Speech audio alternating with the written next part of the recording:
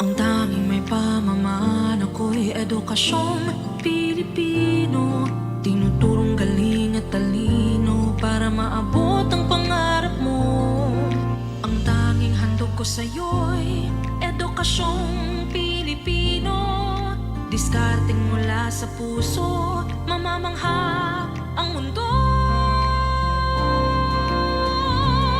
Matatag na mga guro, matatag sa mga pagsubok, matatag na mga mag-aaral, matatag na talino'y umiiral. Hinaharap ang hirap, walang takot sumugod, humahanap ng solusyon, ipaglaban ang edukasyon. Kabataang Pilipino, Muslim o Kristiyano, lahat ng paniniwala, lahat ng katutubo, may kapansanan, iba man kasarian.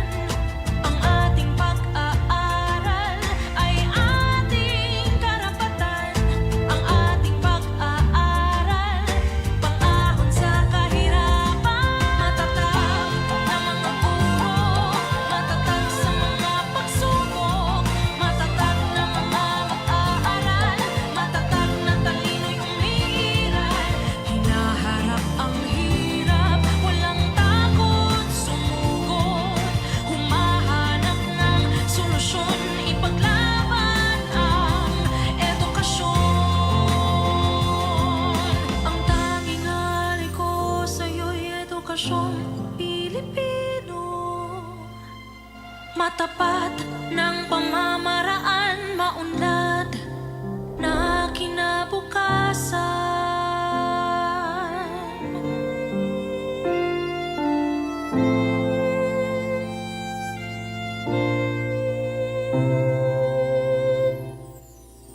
Department of Education, Bansang Makabata, Batang Makabansa.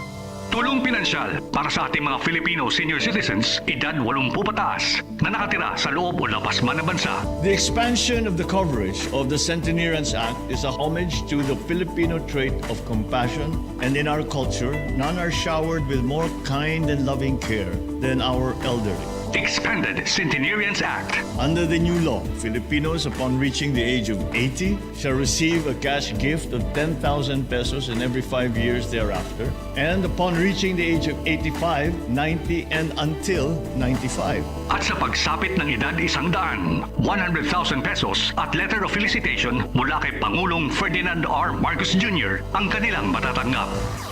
Para sa iba pang mga balita at impormasyon, manatiling nakatutok. Tapat sa pag-uulat, Radyo Pilipinas. Radyo Pilipinas is on Viber. Viber.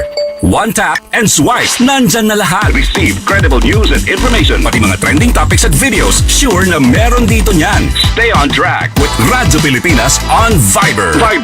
Pick up real news. Catch the latest and biggest stories. Search Radyo Pilipinas on Viber and hop in to our community.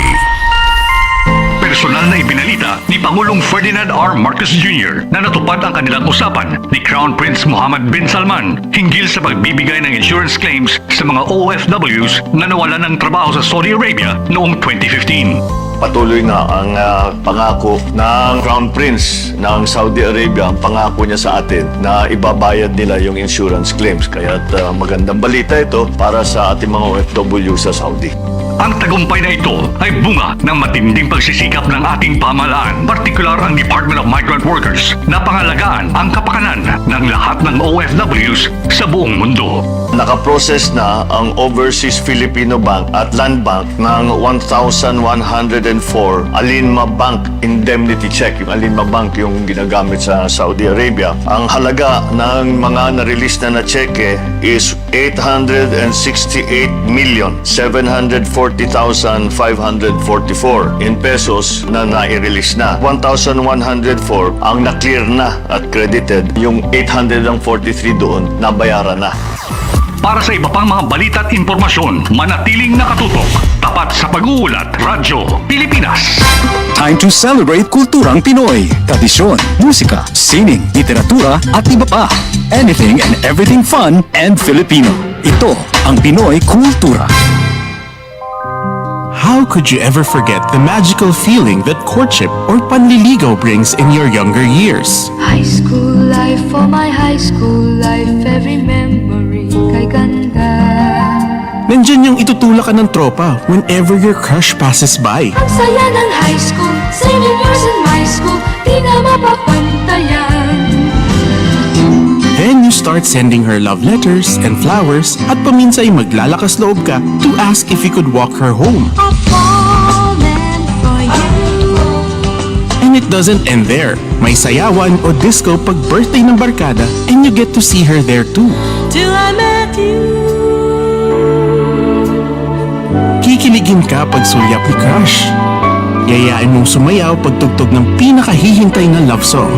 And that evening seems so perfect na parang kayo lang ang tao sa dance floor. I love you more each day. Oh, the beauty of courtship in Pinas.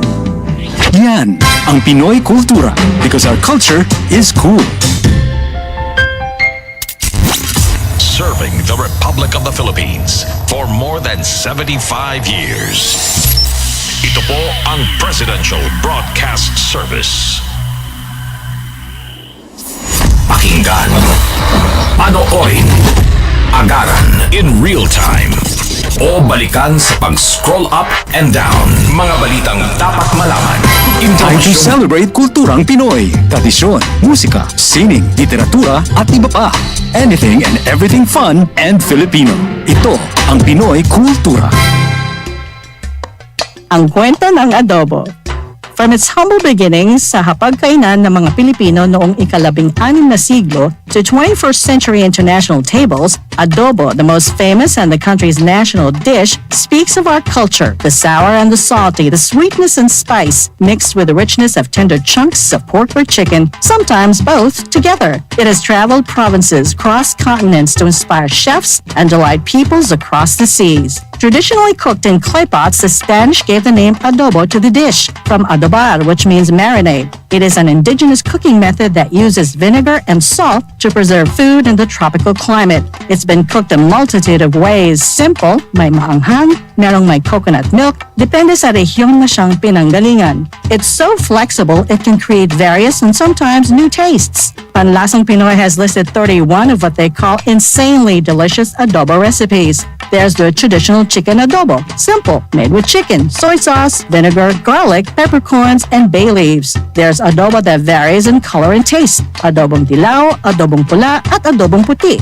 At hindi lang lutong chicken or pork. May adobong tahong, adobong kangkong, and chicken feet adobo. The New York Times once shared on Twitter a simple chicken adobo recipe as comfort food to cook in the middle of winter. The Food Network had its own adobo recipe, and there is apparently a Spanish chicken adobo with chocolate. This humble but iconic adobo is not without controversy. Wikipedia says a trade department once announced plans to standardize the most popular Filipino dishes to make them easier to promote, starting with the adobo. Maraming hindi natuwa at binatikos ang plano. The agency did a 180, said it's not mandatory and will only be done as a benchmark to define a basic traditional recipe para malaman kung tunay na Filipino dish pag nasa international setting. The adobo has been honored abroad, was runner-up in the Best Nouveau Street Food in the 2010 LA Street Food Fest. Philippine Primer says Chef Gordon Ramsay picked a pork adobo burger in Good Morning America's Battle of the Burgers in 2017.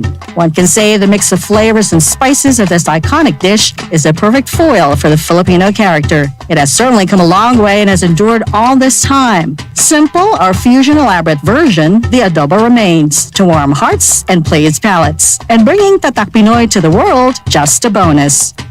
Yan ang Pinoy Kultura because our culture is cool.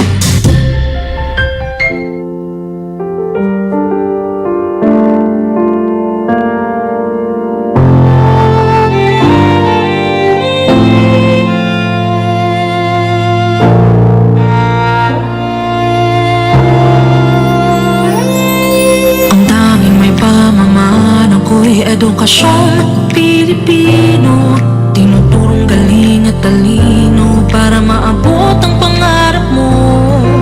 Ang tanging handog ko sa'yo'y Edukasyong Pilipino, diskarteng mula sa puso, mamamangha ang mundo. Matatag na mga guro, matatag sa mga pagsubok, matatag na mga mag-aaral, matatag na talino'y umiiral. Hinaharap ang hirap, walang takot sumugod, humahanap ng solusyon, ipaglaban ang edukasyon. Kabataang Pilipino, Muslim o Kristiyano, lahat ng paniniwala, lahat ng katutubo, may kapansanan, iba man kasarian. Ang ating pag-aaral ay ating karapatan, ang ating pag-aaral, pang-ahon sa kahirapan. Matatag na mga guro, matatag sa mga pagsubok, matatag na mga mag-aaral, matatag na talino'y umiiral. Hinaharap ang hirap, walang takot sumugod, humahanap ng solusyon, ipaglaban ang edukasyon. Ang tanging alay ko sa'yo'y Edukasyong Pilipino, matapat ng pamamaraan, maunlad na kinabukasan.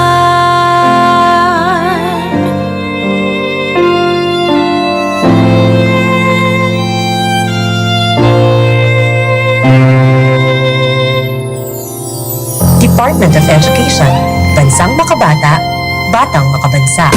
Time to celebrate kulturang Pinoy. Tradisyon, musika, sining, literatura at iba pa. Anything and everything fun and Filipino. Ito ang Pinoy Kultura. Ang abakada, sounds that make up Tagalog words, pagbigkas at pagsulat ng mga titik o letra sa Tagalog, the basis for our national language. Steam It, Panahon TV, Tagalog Lang, Metro Scene, and Wiki dig into its evolution. Records start with the baybayin, the alphabet used by the early Filipinos in the 1600s. From the Tagalog root word baybay, meaning to spell, baybayin was apparently derived and influenced by Indic and Javanese scripts. There was also the alibata. Paul Rodriguez Versosa named that in 1914. Was based on the Arabic alphabet from the Maguindanao Moros, but was modified when the Spanish came. The Spanish introduced the Latin and Spanish alphabet called abecedario, the original alphabet of the Catholicized Filipinos. You could say the Romanized version of baybayin. Then the Americans came and introduced the English language and its 26-letter alphabet. Because there was fear of losing the abecedario, the government ordered the adoption of a Tagalog-based national language. They also wanted a dictionary and grammar book. That's where writer and former Senator Lope K. Santos comes in. In 1939, he developed ang Balarila ng Wikang Pambansa. Abacada became the national alphabet from 1940 to 1976. Noong 1976, ang Department of Education, Culture and Sports ay nag-issue ng revised alphabet. Dinagdag ang mga letrang C, CH, F, J, L, N, Q, R, R, V, X at Z. They called it Enriched Alphabet or Pinagyamang Alpabeto. More tweaks follow, and in 1987, the Filipino alphabet was published yet again with 28 letters. What you'd recognize is our modern alphabet. 26 letters from the Latin alphabet and the Spanish N or Enye and NG or Nang.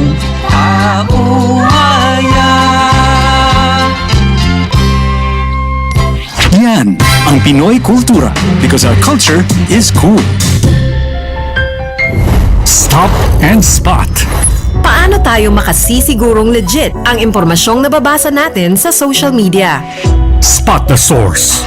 Hindi porke nag-viral, totoo. Kaya laging i-fact check ang impormasyong nakuha at tukuyin kung credible ba ang sources ng mga ito. Spot the purpose. Hindi lahat ng nakapost ay may mabuting hangarin. Ang iba ay may intensyong makapanira lamang. Kung sa inyong palagay ay hindi nakatutulong para sa mas nakararami ang impormasyon, huwag na itong i-share para hindi na magdulot pa ng gulo o pagkalito. Spot the ownership. Legit o edit? I-double check kung totoong nanggaling sa mga legit news providers ang impormasyon dahil baka edited lamang ito ng kung sino para magpakalat ng fake news. I-check muna ang kanilang mga official social media platforms para makasiguro. Spot the time. Updated ka nga ba? O baka outdated na yung balitang na i-share mo? Siguraduhin na tingnan mabuti rin ang month, day at year ng impormasyong inyong binabasa upang hindi maging sharer ng mga lumang balita. Let's be part of the solution. We can be warriors against disinformation and misinformation. Maging mapanuri sa lahat ng oras. A message from Presidential Communications Office, Department of Education, Commission on Higher Education, DILG, DSWD, Presidential Broadcast Service at Radyo Pilipinas. Tulong pinansyal para sa ating mga Filipino senior citizens, edad 80 pataas, na nakatira sa loob o labas man ng bansa. The expansion of the coverage of the Centenarians Act is a homage to the Filipino trait of compassion, and in our culture, none are showered with more kind and loving care than our elderly. Expanded Centenarians Act. Under the new law, Filipinos upon reaching the age of 80 shall receive a cash gift of 10,000 pesos in every 5 years thereafter, and upon reaching the age of 85, 90, and until 95. At sa pagsapit ng edad 100, 100,000 pesos at letter of felicitation mula kay Pangulong Ferdinand R. Marcos Jr. ang kanilang matatanggap. Para sa iba pang mga balita at impormasyon, manatiling nakatutok, tapat sa pag-uulat, Radyo Pilipinas. Sa kanyang pagharap sa Australian Parliament, idiniin ni Pangulong Ferdinand R. Marcos Jr. na matibay pa rin ang pagdepensa ng Pilipinas sa soberanya at jurisdiksyon nito, gaya pa rin noong 1942.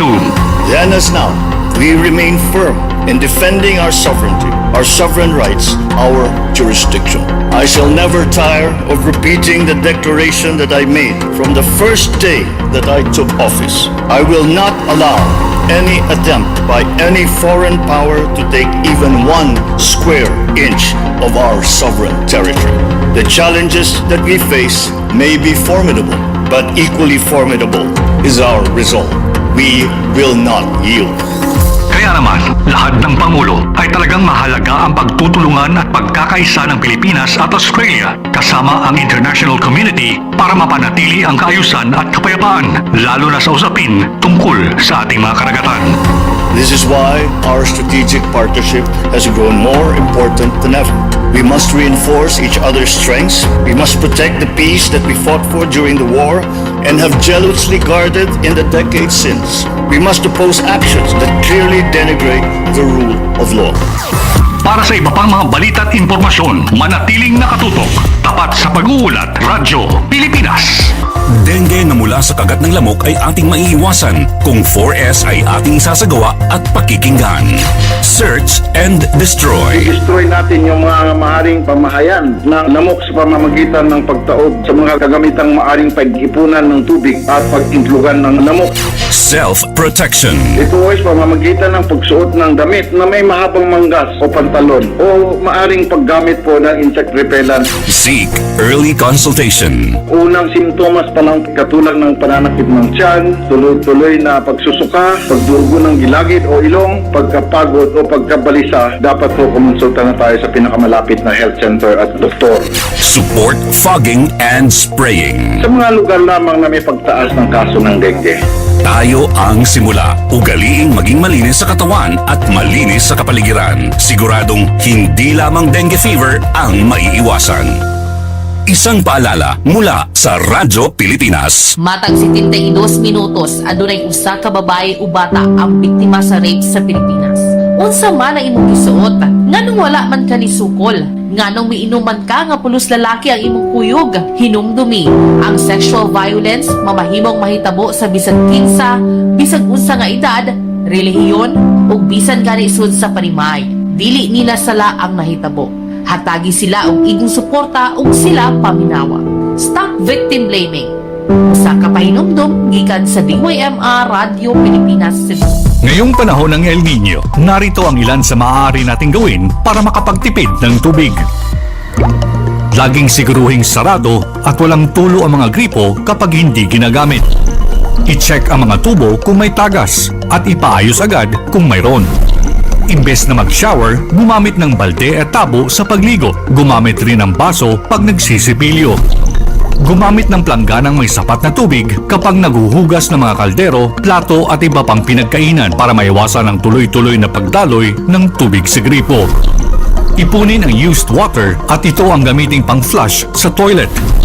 I-report agad ang mga makikitang illegal water connections, gayon din ang mga unauthorized na pag-iigib sa mga fire hydrants. Ito ay mga simpleng paraan lamang, ngunit sa ating kooperasyon ay malaking bagay ito upang masigurong sapat ang ating water supply sa lahat ng panahon. Isang paalala mula sa Presidential Broadcast Service at Radyo Pilipinas. Dengue na mula sa kagat ng lamok ay ating maiiwasan kung 4S ay ating isasagawa at pakikinggan. Search and destroy. I-destroy natin yung mga maaring pamahayan ng lamok sa pamamagitan ng pagtaob sa mga kagamitang maaring pag-ipunan ng tubig at pag-intlugan ng lamok. Self-protection. Ito ay sa pamamagitan ng pagsuot ng damit na may mahabang manggas o pantalon o maaring paggamit po ng insect repellent. Seek early consultation. Unang simptomas pa lang katulad ng pananakit ng tiyan, tuloy-tuloy na pagsusuka, pagdurugo ng gilagid o ilong, pagkapagod o pagkabalisa, dapat po kumonsulta na tayo sa pinakamalapit na health center at doktor. Support fogging and spraying. Sa mga lugar lamang na may pagtaas ng kaso ng dengue, tayo ang simula. Ugaliing maging malinis sa katawan at malinis sa kapaligiran. Siguradong hindi lamang dengue fever ang maiiwasan. Isang paalala mula sa Radyo Pilipinas. Serving the Republic of the Philippines for more than 75 years. Ito po ang Presidential Broadcast Service. Pakinggan, panoorin, agaran in real time o balikan sa pag-scroll up and down. Mga balitang dapat malaman, impormasyong tunay at napakikinabangan. Saan ka man sa buong kapuluan. Bangon sa bagong sigla. Kababayan, kasama ang social media. Powered broadcaster ng bagong mamamayan. Apat sa pag-uulat. Ito po ang Presidential Broadcast Service sa Metro Cebu. Radyo Pilipinas, 576 AM. Takna dinhi sa DYMR Radyo Pilipinas, Cebu, alas 8:15 na sa kabuntagon, mayong buntag sa atong mga suking tigpaminaw sa Kabisayan ug Mindanao. Welcome dinhi sa tuang programang Bangon Sugbo. Nakabangon na ba ang tanan? Naisayo nakabangon may gala pero na late sa sod sa trabaho. Usay di kita makaingon may gala no nga ang heavy traffic ang atuang pasanginlan kanunay, no? Pero bisag giunsa og sayo mahigala nalangay gyud gihapon.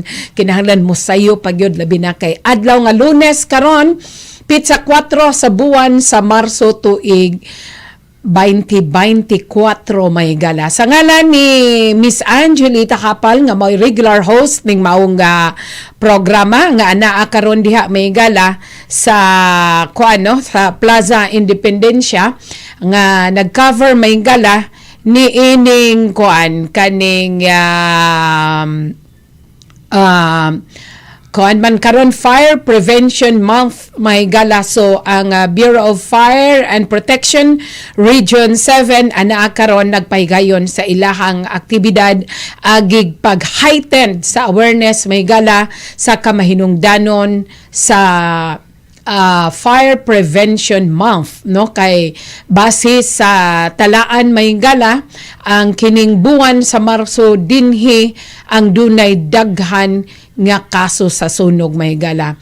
Gani sa mga miaging mga buwan, no? Dinhi lang sa Cebu City daghan kaayo og may gala, daghan kaayo og kining mga sunog nga nahitabo. Labi na kay ang atong adlaw karon may gala, no?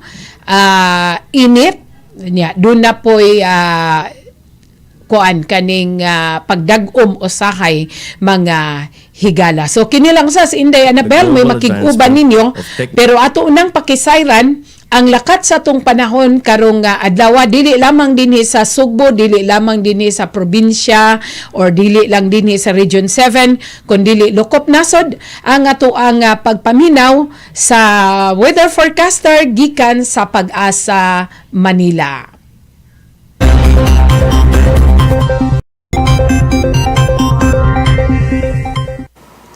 Magandang umaga, narito nang lagay na ating panahon ngayong araw nga ng Lunes, March 4, 2024. At sa ating latest satellite images, makikita natin ang northeast monsoon o amihan ay nakakapek.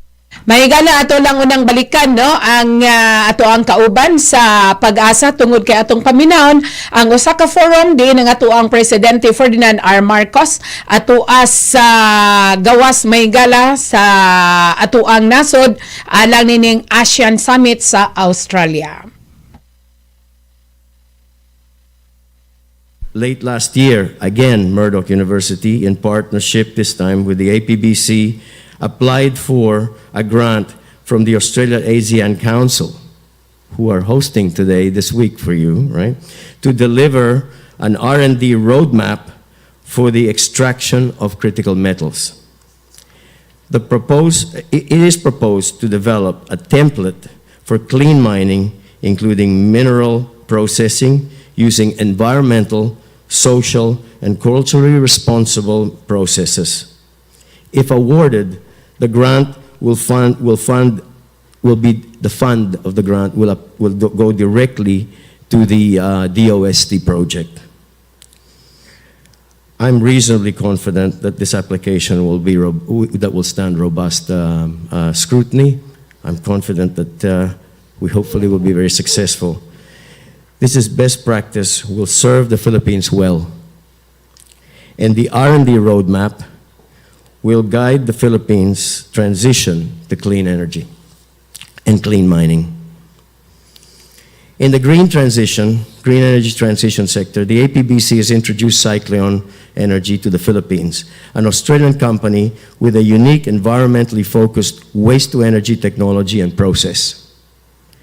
Cyclone is establishing a footprint in the Philippines in partnership again with NDC and local Philippine investors. Its technology is capable of producing 4 outputs: electricity, diesel, gasoline, and sustainable aviation fuel or SAF. Its first Philippine project is to produce diesel out of municipal solid waste, including plastics. The first production plant is expected to take 950 tons a day of municipal solid waste, producing 55 million liters of diesel per year. And that's just the first plant. Concurrently to this milestone, the R&D process will commence to derive SAF from aviation, for aviation in partnership with 4 universities in Australia, as well as UP and De La Salle universities in the Philippines. The overall outcome will also help address landfill, our challenges there, and land rehabilitation. The Cyclone process, right, and technology is a world first, and it's happening first in the Philippines. Thank you very much. Thank you, Raf. Thank you, Raf, for sharing an interesting report. Our next speaker visited the Philippines in July of last year to sign an agreement on the establishment of the first ever lithium-ion battery manufacturing facility in the Philippines. Please welcome the founder and deputy chairman of St. Baker and Energy Innovation Fund, Mr. Trevor St. Baker. Well, Mr. President, Secretaries, Excellency, HK, and distinguished guests, it's such an honor to have some big gigafactory seen as a good example of the trade and investment, bilateral trade that can develop between our two countries. It was an honor, Mr. President, to learn that you'd flown over the New Clark City and this new age, New Clark City, and over our Symbaker Gigafactory under construction, and was impressed by the vision of the Responsible Bases Conversion and Development Authority and the Philinvest Innovation Park in New Clark City. We anticipate the first Symbaker battery factory to commence production between May and August, with commercial operation and sales locally and export by October this year. This investment by Symbaker Energy Innovation Fund, however, grew out of our initial investment in the Philippines 5 years ago in Pure EV, focused on mobility solutions to replace the polluting gasoline trikes with clean electric e-trikes in Antipolo initially and now in Quezon City. Pure EVs has expanded to Quezon City, where we now assemble and operate tricycles and utility vehicles, and are expanding into EV charging infrastructure. We had an overhead, but not here. But we've internationally, Symbaker Energy is involved in one of the largest EV charging technology, fast charging around the world.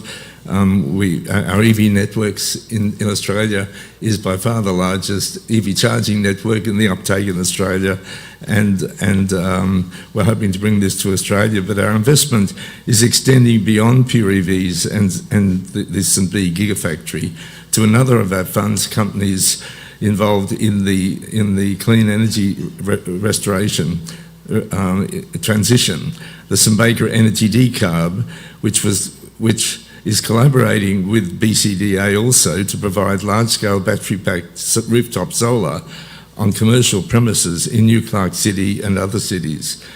The initial installation we're negotiating with BCDA is actually on the St.B. Gigafactory roof itself, and the sports stadium in New Clark City will supply renewable electricity into the grid, serving New Clark City at a lower cost than at present, and it has the potential to expand well beyond that. This collaboration will demonstrate how large-scale battery-backed rooftop solar can cost-effectively contribute to emissions reduction in electricity generation and supply at lower cost than grid-based renewables generation facilities, which are competing for land and for connectivity. And another of our vested companies, AMSL eVTOL, the vertical takeoff and land, could be a further innovation offering ideally suited to the Philippines' island geography and need for enhanced connectivity.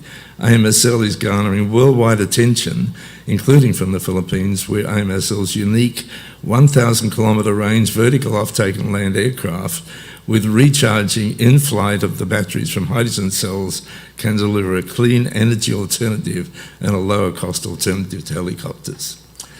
All of our funds investments in the Philippines reflect our firm belief in the capabilities of its people, proven in our experience over the last 5 years. In closing, I want to express our gratitude to all those involved in advancing these initiatives and in negotiating these collaborative partnerships. We will strive for excellence in these collaborations with Philippine authorities and strive for productive and safe working conditions for our Philippine personnel as we embark on these enterprises. Thank you very much, Mr. President. Thank you, Trevor, for sharing the progress of your investment activities in the Philippines. Our next speaker is Mr. Ivan Varugis, Head of Infrastructure and Energy Capital, Asia Pacific, Macquarie Capital. Please welcome Mr. Ivan Varugis.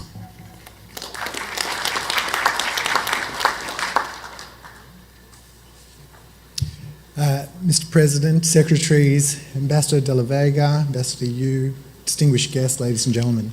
It's a really value our ongoing relationship with the Philippines government and your office. This year marks our 20th anniversary in the Philippines. Today we employ more than 1,000 people in Manila that support our businesses globally. And as a market, it's one of our most important markets within the region. My name is Ivan Varugis. I lead our infrastructure and energy business in Macquarie Capital across Asia Pacific. Macquarie is a leading infrastructure asset manager, and in the Philippines, we've invested approximately $2 billion over the last 10 years across transport, power, and the renewable energy sector. Macquarie Asset Management is a global expert in the financing and development of renewable energy, and today we have more than 105 gigawatts of projects under construction or in development, and are looking to deploy that expertise in the Philippines to support your country's renewable energy targets. Our managed funds have a significant stake in Energy Development Corporation, which is one of the largest vertically integrated geothermal companies with more than 1.4 gigawatts of renewable generation. Alongside our co-investors since 2017, we have continued to support the growth of EDC by investing in new capacity, making significant resiliency investments to better protect it from extreme weather. In addition, Macquarie Capital's standalone portfolio company, Blue Leaf Energy, has partnered with SunAsia, our partners here in the room, Techi's here, to deliver 1.25 gigawatts of solar projects on Lake Laguna to support your energy transition journey. Our representatives had the opportunity to sign a letter of intent for this project during Your Excellency's visit to Singapore in 2022. My business, Macquarie Capital, has been active in the Philippines for the last 15 years and is a leading financial advisor to a number of clients that are here in the room today, and we're also the fourth largest broking arm in your country. As the Philippines embraces a digitalized economy and harnesses the power of 5G, we're also focused on addressing and supporting the demand for digital infrastructure. Macquarie Capital invested in PhilTower, one of the fastest growing independent tower companies in the Philippines in 2021, and has continued to support that business over the last 3 years. We're a major shareholder, and under our ownership, we expanded its local community reach through a significant expansion of its network, including the acquisition of a portfolio of towers from Globe, and today we service all 3 mobile network operators. Through PhilTower, Macquarie Capital aims to continue to support the development of telecommunication infrastructure in the Philippines to respond to the growing connectivity needs of your country. Looking ahead, we believe there are many, many more opportunities for us to support the Philippines government's renewables program, your digitisation program, or as we heard today, your Build Better More program. We think that our expertise and capabilities and the opportunity to share knowledge provides a great learning opportunity that we see as both ways and reciprocal. We hope to continue a regular dialogue with your government about the opportunities ahead.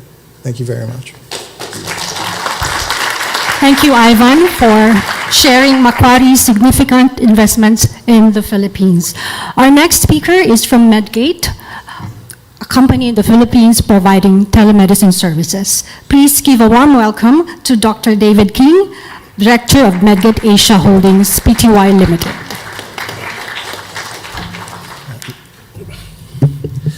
Mr. President, Honourable Secretaries, Her Excellencies, Ambassadors de la Vega and HKU, distinguished guests, ladies and gentlemen. It's my pleasure to give you a brief introduction to Medgate, a provider of telemedicine services in the Philippines. Medgate Switzerland was founded over 25 years ago in Basel, Switzerland, as an international pioneer of telemedicine services with the express purpose of providing medical services virtually through interactions with doctors and patients. Medgate established operations in the Philippines in 2015, backed by a group of Australian investors serving health maintenance organisations and their beneficiaries. We currently have the capacity to take over 3,000 calls each day. In 2020, we provided a COVID hotline for the Department of Health in the first 6 weeks of the pandemic, and in that time we serviced over 70,000 calls from Filipinos. Today we continue to service our HMO customers, and we work closely with the government agencies to expand our capabilities and deliver a broader range of services. As to the future, Medgate will continue to provide services to our HMO customers whilst expanding our offering to retail customers. We will partner with the government agencies and the Department of Health in delivering services to disadvantaged Filipinos, particularly around tuberculosis prevention. We will expand our digital tools portfolio to expand our capabilities with particular emphasis on artificial intelligence, working in conjunction with what we call AIDA, which stands for Artificial Intelligence Decision Assistant. It is an artificial intelligence engine developed solely for Medgate in collaboration with the IBM Watson that assists in the triaging of patients. We're also advancing our plans to use the Philippines as our base to expand our services in other ASEAN nations. As to the landscape in which we operate, our focus is on the utilization of digital tools to deliver medical services virtually. We welcome the administration's digitalization focus and look forward to the benefits that it will bring to the delivery of these services. Medicare looks forward to working with the administration agencies and partners in enriching the lives of Filipinos, providing better and more accessible healthcare, and particularly in assisting in the eradication of tuberculosis. We have a vision of creating multiple telemedicine centers in the Philippines, servicing Department of Health beneficiaries and employing over 1,000 Filipinos in the coming years. Thank you for your attention. Thank you, Dave. And thank you for your mission of enriching the lives of Filipinos through better healthcare.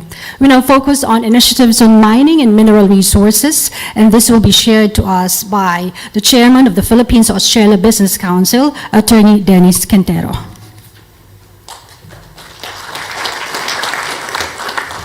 His Excellency President Bongbong Marcos, Speaker Martin Romualdez, Honorable Secretaries, Her Excellencies, colleagues and friends. Mr. President, the PABC and our counterpart, the APBC, were formed together following the bilateral trade agreement ratified in 1979 under the joint communique of President Ferdinand E. Marcos Sr. and Prime Minister Malcolm Fraser. The PABC aligns and supports the four industry sectors identified during the recent ministerial meeting held in Adelaide last year, which are the sectors of agriculture, education and skills, resources, or critical minerals, and green energy transition. In the late 1990s, the PABC cooperated with the Northern Territory government to train food exporters to increase their knowledge in Australian packaging requirements. In the mid-2000s, the PABC ran a poverty alleviation initiative in Bukidnon with the Northern Territory for a cattle fattening trial program. The PABC recommends the study for the possible application of Australian sugar milling and solar-powered cold storage technologies in the Philippines. Mr. President, in the resources sector, the PABC leadership was involved in the crafting of the Philippine Mining Act of 1995. The PABC also worked to establish the Philippine Mineral Reporting Code, which is the equivalent of the Joint Ore Reserves Code of Australia. The Council and its members are involved in the ongoing study for the feasibility of a nickel and cobalt ore processing plant in the Philippines for the manufacture of battery-grade materials, which would evaluate the applicability of processing technology developed here in Australia and possible financing sources through trilateral cooperation among development finance institutions from Australia and partner countries. We recently met with the joint delegation from Export Finance Australia, the U.S. Trade and Development Agency, and the Japan Bank for International Cooperation as they explore possible opportunities to finance critical minerals processing projects in our country. In the field of knowledge sharing, the PABC initiated an engagement and consultation between the Philippine Stock Exchange and the Australian Stock Exchange on Mineral Code implementation. The PABC will work towards further enhancing the engagement between the two countries in these areas. We are grateful to the President and his Cabinet for the continued dialogue and consultation with the private sector as we achieve our shared objectives as partners in development. Thank you. Thank you, Dennis, for sharing with us updates on PABC's initiatives. Our last speaker is the President of the Australian-New Zealand Chamber of Commerce and the Managing Director of Telstra Philippines. Please welcome Mr. Benjamin Romualdez.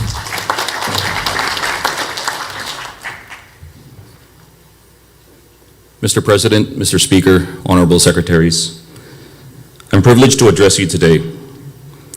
In 2023, the IT and business process industries contributed 12% to the Philippines' GDP. The Philippines holds nearly 20% of the global IT business process share, generating over $35 billion in revenue and expected to grow by at least 10% over the coming year. In addition to the revenue, the industry provided direct employment to over 1.7 million Filipinos. The indirect employment factor is estimated at nearly 3x. With a median age of only 26 years, our workforce is young, highly educated, proficient in English, and adaptable to the global market.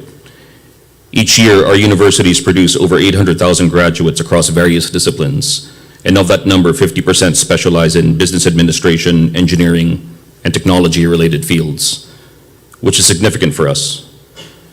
Member companies of the Australia-New Zealand Chamber of Commerce participate in a broad range of industries, including professional services, infrastructure development, mining, logistics, financial services, telecommunications, and many more. But one of our largest represented industries is information technology and business processing. Combined, 17% of our membership is in this sector, and an additional 6% are in other sectors where a significant portion of their business is derived directly from BPO companies and related activity. These include recruitment and staffing agencies, real estate, and consulting. These are significant numbers for a chamber that isn't dedicated to this industry, which illustrates their reach. Today, I'm going to discuss the thriving landscape of the IT BPM process industries in the Philippines, exploring its evolution and the wealth of opportunities it presents. The industry started with contact centers and eventually shifted to back office and shared services work such as finance and accounting and HR operations. However, beyond those roles, there are still growth areas that have yet to reach their full potential. Here are just a few examples. With a 15% growth rate, the creative industry is one of the fastest growing subsectors. Additionally, the convergence of technology and healthcare has given rise to an expanding subsector within the BPO industry. And also on the rise in the sector are legal processing and research. While we come from different legal systems in the Philippines and Australia, the training and skills of legal professionals in the Philippines still apply to paralegal work, from simple to highly specialized. And also from Australia, ANSCHAM sees high demand for Filipino engineers. Among all this growth, companies are managing more data and complex processes than ever before, and this is giving rise to higher value functions such as data sciences, artificial intelligence development, and software development. With the Philippines having over 800,000 kilometers of fiber optic cables and central to the region's undersea cables, a contributing factor to the growth rates of data centers, which in turn is creating demand for network engineers and cybersecurity professionals. Across all these subsectors, from creatives to healthcare, from legal to cybersecurity and AI, we see this growth continuing for years to come. To further encourage trade and investments, ANSCHAM appreciates and supports the Philippine government's efforts to enhance the ease of doing business at both the national and local government levels. Continuing to streamline processes will create a more attractive environment for foreign investors. And secondly, our education system can be future-proofed by placing a focus on new technologies, including artificial intelligence and cybersecurity. By preparing our youth for the jobs of the future, we ensure sustained growth and relevance in the global marketplace. And together, we can make the Philippines' IT and business process industries more than a destination for traditional services, but a hub for innovation and high-value functions. Thank you. Thank you very much, Benj, for your remarks. We would like to call all our distinguished speakers to please come on stage for a photo opportunity with the President.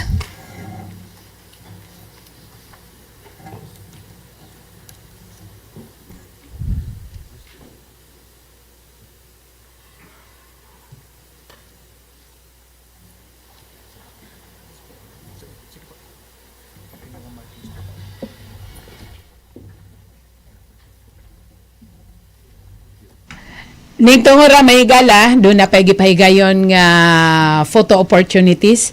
uban sa mga businessmen nga mihatag sa ilahang pakigpulong uban ni President Ferdinand R. Marcos. So ning tingura ato unang paminahon nga to ang presidential Once again, reporter thank you nga si all. Mr. Alvin Baltazar. 10 business agreements na nalagdaan na. At siguro isa-isahin mamaya yan ng kung sino man makabanggit ng Pangulo. At pakinggan natin yung total value na binabanggit nitong si Secretary Pascual. Mabuti i-turn over na natin kay Secretary Pascual, paring Ray. The total value of Australian investment into the Philippines that will be presented today is US dollar 1.53 billion.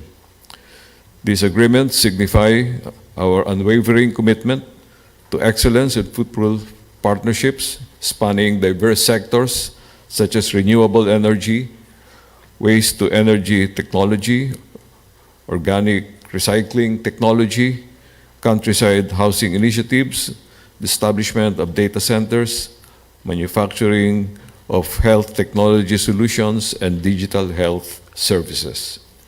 These sectors are indicative of future Philippines-Australia business engagements. They serve as tangible outcomes of investment promotion and will anchor ongoing Philippine-Australia business engagements. This will also provide a solid foundation for sustained growth and mutually beneficial partnerships in the years ahead. I deeply extend my gratitude to the companies and business leaders who put substantial effort in negotiating and diligently crafting these agreements. Your dedication has yielded strategic alliances, charting new course for our collective future. Let us uphold the spirit of collaboration and seize the opportunities that is ahead. I look forward to the successful implementation and fruition of these projects as we build a bagong Pilipinas. Congratulations and thank you very much. Thank you very much, Secretary Pascual. Ladies and gentlemen, we will now proceed to the presentation of business agreements. The first agreement that will be presented is a Memorandum of Understanding by and among the Basis Conversion and Development Authority, or BCDA, the Poro Point Management Corporation, or PPMC, and Kaizen ANZ Pty Limited. May I please call on stage Engineer Joshua Bingkang, President and CEO of BCDA, Attorney Felix Racadio, President and CEO of PPMC, and Mr. Dan Barateta, Director of Kaizen ANZ Pty Limited. Alright, sige. At inyo po napakinggan kanina si DTI Secretary Alfredo Pascual na nagsalita at mahigit sa 1 bilyong piso na ang agreement signed sa pagitan ng Pilipinas at ng Australia. Balikan natin si Alvin Baltazar.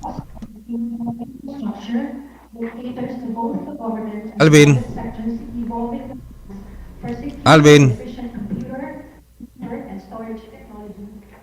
Okay, medyo baka hindi tayo narinig ni Alvin dyan sa kabilang linya. Ayan, sige. Pero batay nga po dun sa naging pahayag ni Secretary Pascual, mahigit 1.5 billion dollars na ang napirmahang mga agreements, business agreements sa pagitan ng Pilipinas at ng Australia. At iniisa-isa nga po ngayon lang yung mga agreements na yon, yung mga projects na yon, kung saan inaasahan po na makakatulong ito sa muli pang pagbangon, lalo pang pagsigla ng ekonomiya ng Pilipinas, gayon na rin of course ng bilateral relations sa pagitan ng Pilipinas at ng Australia.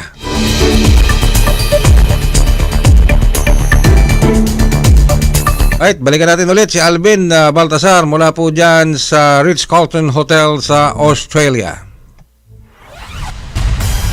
Mula sa Presidential Communications Office at Radyo Pilipinas Nationwide, ito ang Presidential Live Event. Presidential Live Event. Alvin?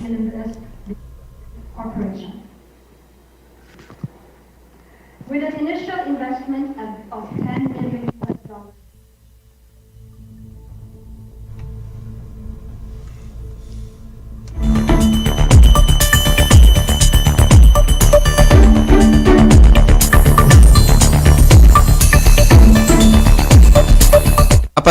minuto makalipas ang alas 8 ng umaga.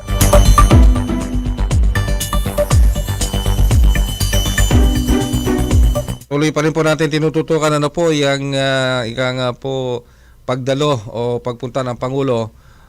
Ikalawang ikalawang yugto na ng kanyang pagtungo sa Australia ngayong buwan na ito, itong buwan ng Marso. Kasi last part of February 28 to 29. May gala samtang ato pang gipaabot unya ang pagkigpulong sa tuang Presidente Ferdinand R. Marcos Jr. atol niining ang iyahang tambong karon sa usa ka business forum uban sa mga negosyante. May gala unya matud pa ni kabat na sa $1.53 may gala ang napirmahan nga mga business agreement tali sa Australia ug sa Pilipinas aron nga makuan kini may gala matabangan or makasubli nga makabangon ang ekonomiya sa Pilipinas, mga higala. So samtang magpaabot ta sa pagbalik sa presidential coverage, samtang gitawag usab nibalik na atong paminaon pagbalik may gala si Mr. Alvin Baltazar. May kinalaman sa health services, sa countryside house data centers at ganun din sa parang renewable energy. Na sa renewable energy, parang Ray, kanina nagpresenta na actually si Secretary Rafael Lotilla at naipresenta ni Secretary Rafael Lotilla yung mga hakbang na ginagawa ng Marcos administration upang mapalakas pa yung energy situation ng bansa at yung mga hakbang na ginagawa ng ating gobyerno para mapalakas din yung Philippine power market. Medyo ilan pa yung mga nakalinyang i-presenta dito ng mga MOU bago magsalita si Pangulong Ferdinand R. Marcos Jr. Pero ang London itong ginagawang Philippine Business Forum ay ang ginagawang pagkakayat ng ating pamahalaan sa mga foreign investors, partikular na dito sa mga negosyanteng nasa Australia na maglagak ng kanilang negosyo sa Pilipinas. Kasi nga, parang Ray, ilan din sa mga nabanggit kanina sa hanay ng pesa, marami na palang mga Australian companies ang naglalagak ng pamumuno sa bansa. At ang target ng Administrasyong Marcos, mas maparami pa yung mga Australian companies na namumuhunan dyan sa Pilipinas, paring Ray. Alvin, matanong ko lang, pagkatapos nitong business forum at iba pang mga aktibidad ng Pangulo, may pagkakataon ba siyang makipag-ugnayan sa ating Filipino community sa Australia? Mayroon, paring Ray. Ngayong araw na ito yan. Yun yung pinakahuling aktibidad ng Pangulo para sa araw na ito, yung Philcom event. Mangyayari yan, paring Ray, mamayang hapon.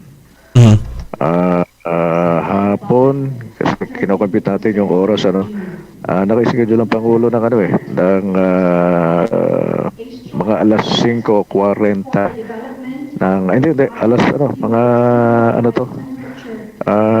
alas 7, hindi tayo nagkakamay, alas 8 ng gabi. Dito sa Melbourne, Australia. 3 hours ahead ang Australia. So mangyayari yan mga bandang alas 5 ng hapon dyan sa Pilipinas, paring Ray. Yun, okay. Sige. Si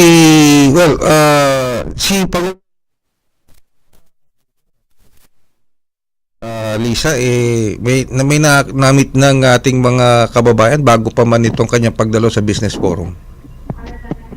Oo, nakatsempo na-tsempo kasi nag-late dinner sila nag-late dinner sila kagabi. Medyo medyo gabi na rin Dumating at around 7:15 sa Melbourne airport. Okay. At sige, so yung Filipino community yung Filipino community meet niya alas 5 dito, around 5 in the afternoon dito sa Pilipinas, pero alas 8 ng gabi dyan sa Australia. Alas 8. To be exact, paring Ray. Depende, base dito sa schedule na nakikita ko, 7:30. So mga 4:30 ng hapon dyan sa Pilipinas. Okay. Sige. Matanong ko lang, ano bang weather ngayon dyan? Mainit? Malamig? Maulan? Nako, para sa'yo, baka mainitan ka rito, parang Ray, pero ako, giniginawa ko din. Magpainit ka. Magpainit ka para hindi ka masyadong ginawin. Nakakailang galong kape na nga ako eh. Ako pa. Malamig dito, parang Ray. Okay. Kasi alam ko kasi minsan Australia parang may mga regions din dyan na parang Pilipinas din, tropical eh. So malamig din pala. Yun. Malamig. Pagbaba namin ng airport kahapon, medyo kaya-kaya pa eh. Pero habang tumatagal at pag tinatamaan ng hangin, lumalamig na. Naman mo yung lamig, parang Ray. Kaya, abangan natin. Ang dami, full pack itong schedule ni Pangulong Marcos eh. Antabayan na natin yung mga susunod na aktibidad. Bilangin ko lang ito, parang Ray, meron pa siyang 1, 2, 3 event pa.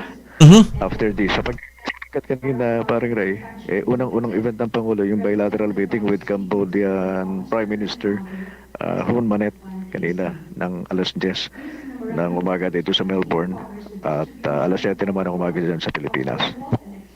Sige, so keep us posted, Alvin, lalo na pag si Pangulong Marcos Jr. na nagsasalita dyan sa rostrum o sa business forum na yan. Thank you very much, Alvin. Sige, parang Greg. Back to you. Nagulat pa rin dito sa Melbourne, Australia para sa ating pagtutok sa pagdalo ni Pangulong Marcos sa ASEAN Australia Special Summit. Alvin Baltasar, Radyo Pilipinas. At sa pamamagitan Mahigala inyong nabati no ang report ni Mr. Alvin Baltazar nga maoy ni cover mahigala nining pagsalmot ni President Ferdinand R. Marcos Jr. sa ASEAN Summit dito sa Australia. Unya karong buntag gipaabot ang iyang pakigpulong uban sa mga negosyante mahigala or kining gipahigayon nga Philippine Business Forum dito sa Melbourne, Australia. So samtang ato nang pabuton may gala ato na nga human naman di ay no. Kuan na may gala. Sa sunod na lang ng imuhang mga kuan na rail imuhang mga pahinomdom hinoon mo sunod man ang kuan no. Dito na lang na isud unya sa programa ni Miss Carmel ang ipahinomdom na sa nato. Musunod may gala ang news update kung wala pa ang speech ni PBBM. Stop and spot. Paano tayo sisigurong legit ang impormasyong nababasa natin sa social media? Spot the source. Hindi porke nag-viral, totoo. Kaya laging i-fact check ang impormasyong nakuha at tukuyin kung credible ba ang sources ng mga ito. Spot the purpose. Hindi lahat ng nakapost ay may mabuting hangarin. Ang iba ay may intensyong makapanira lamang. Kung sa inyong palagay ay hindi nakatutulong para sa mas nakararami ang impormasyon, huwag na itong i-share para hindi na magdulot pa ng gulo o pagkalito. Spot the ownership. Legit o edit? I-double check kung totoong nanggaling sa mga legit news providers ang impormasyon dahil baka edited lamang ito ng kung sino para magpakalat ng fake news. I-check muna ang kanilang mga official social media platforms para makasiguro. Spot the time. Updated ka nga ba? O baka outdated na yung balitang na i-share mo? Siguraduhin na tingnan mabuti rin ang month, day at year ng impormasyong inyong binabasa upang hindi maging sharer ng mga lumang balita. Let's be part of the solution. We can be warriors against disinformation and misinformation. Maging mapanuri sa lahat ng oras. A message from Presidential Communications Office, Department of Education, Commission on Higher Education, DILG, DSWD, Presidential Broadcast Service at Radyo Pilipinas. Serving the Republic of the Philippines for more than 75 years. Ito po ang Presidential Broadcast Service. Pakinggan, panoorin, agaran in real time, o balikan sa pag-scroll up and down. Mga balitang dapat malaman, impormasyong tunay at napakikinabangan. Saan ka